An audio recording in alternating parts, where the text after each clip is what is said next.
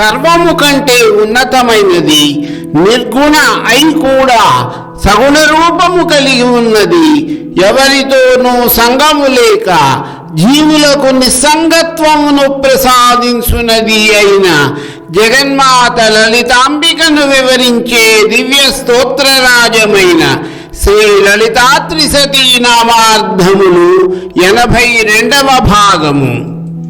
సర్వోత్తుంగా, సర్వ అనగా అందరికంటే లేదా అన్నిటికంటే, ఉత్తుంగా అనగా ఉన్నతమైన జగన్మాత శ్రీ లలితా మహాత్రిపుర సుందరిని శ్రీ లలితాత్రి సతీ స్తోత్రము సర్వోత్తుంగా అనునామముచే కీర్తించింది.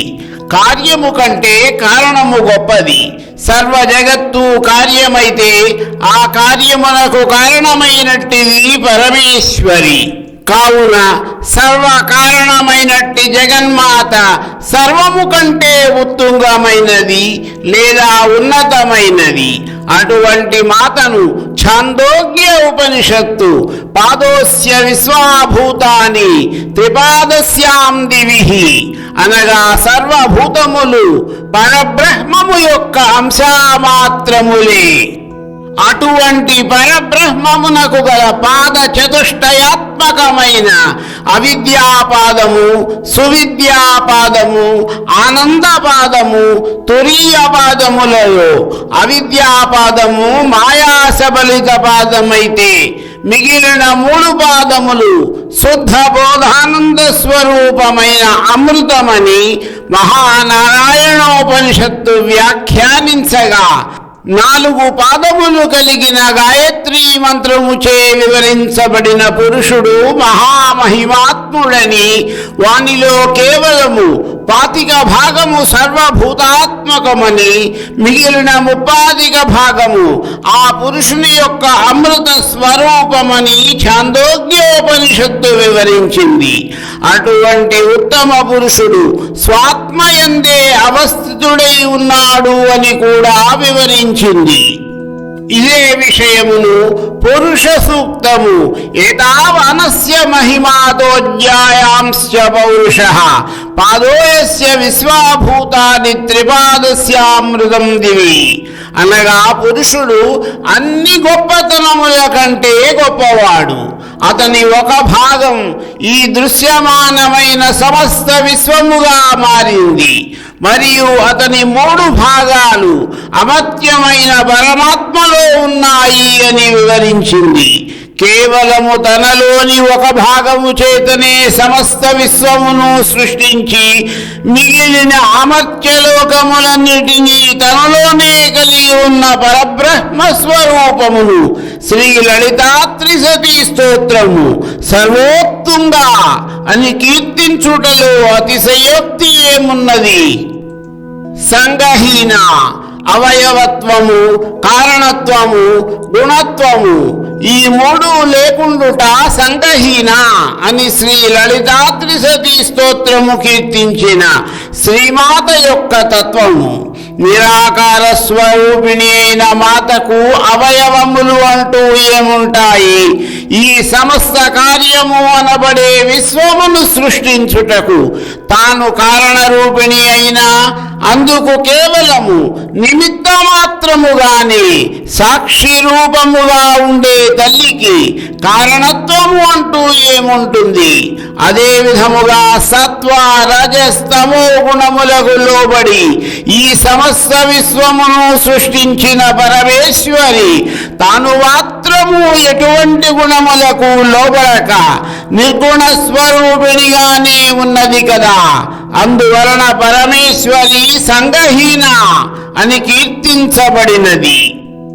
అవయవత్వము, కారణత్వము, గుణత్వము ఈ 3 లేకుండుట వలన నిత్య శుద్ధ బుద్ధ ముక్త స్వరూపము కలిగినందువలన సంగము అనగా ఎటువంటి సంబంధము లేనట్టి సంగహీన శ్రీ లలితాపరా భట్టారిక బ్రహ్మ పదార్థమైన ఆ తల్లి ఎటువంటి ప్రాకృతిక గుణములు లేక ఎటువంటి ఆశ్రయము కాని ఆధారము కాని లేనిది అయి బృహదారణ్యక ఉపనిషత్తు వివరించిన విధముగా అసంగో నహి సజ్జతే అనగా పరమాత్మ దేనితోనూ సంగము లేనివాడు ఆకాశము వలె దేనితోనూ అంటుకుని ఉండనివాడు అన్న అర్థము కలిగి ఉన్నది. శ్వేతాశ్వతర ఉపనిషత్తు వివరించిన విధముగా నాస్య కశ్చిజ్జనిత నాధిప అనగా ఈ పరమాత్మను పుట్టించిన వాడు లేడు, అధిపతియు లేడు అన్న అర్థము వలన కూడా పరమేశ్వరి సంగహీన అని కీర్తించబడుతున్నది. అటువంటి నిస్సంగత్వమును కలుగజేసే విధానమును గురించి జగద్గురువులు ఆదిశంకరులు భజగోవిందముగా ప్రసిద్ధి చెందిన మోహముద్గరములో ఈ విధముగా తెలియచేశారు. సత్సంగత్వే నిస్సంగత్వం, నిస్సంగత్వే నిర్మోహత్వం, నిర్మోహత్వే నిశ్చలతత్వం, నిశ్చలతత్వే జీవన్ముక్తి. సజ్జనుల సాంగత్యము వలన ప్రాపంచిక విషయముల నుండి సంగత్వం తొలగి తద్వారా మోహము నశించి నిశ్చలత్వము కలిగి సంగహీన అనబడే జగన్మాత సాన్నిధ్యము లభిస్తుంది.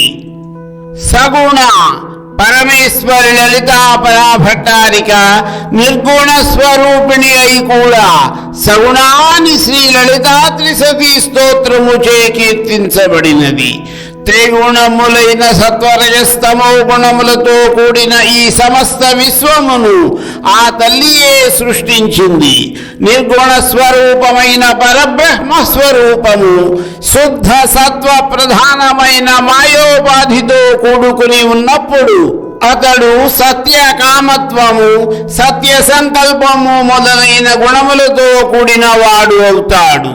నారాయణుడు నిర్గుణ స్వరూపుడైనా కూడా ఆయన పూర్ణావతారములైన శ్రీరాముడు, శ్రీకృష్ణుడు మొదలైన వారు సత్యకామత్వము, సత్య సంకల్పముతో కూడుకున్నవారు. అదే విధముగా జగన్మాత లలితా మహాత్రిపుర సుందరి నిర్గుణ స్వరూపిణి అయినప్పటికీ కూడా సృష్టి స్థితి లయ కార్యములను నిర్వహించుటకు బ్రహ్మ విష్ణు మహేశ్వరులను సృష్టించి వారిలో చైతన్య రూపిణి అయినప్పుడు ఆ తల్లి సత్వరజస్తమో గుణములు కలిగిన సగుణారూపము కలిగినది అని జగద్గురువులు ఆదిశంకరులు శ్రీ లలితా త్రిశతికి వ్రాసిన భాష్యములో త్రిమూర్తి స్వరూపతయా సత్వరజస్తమో గుణై సహవర్తత ఇతి వా తథా అని వివరించారు. మరికొన్ని నామార్థముల వివరణ నా తరువాతి భాగములో.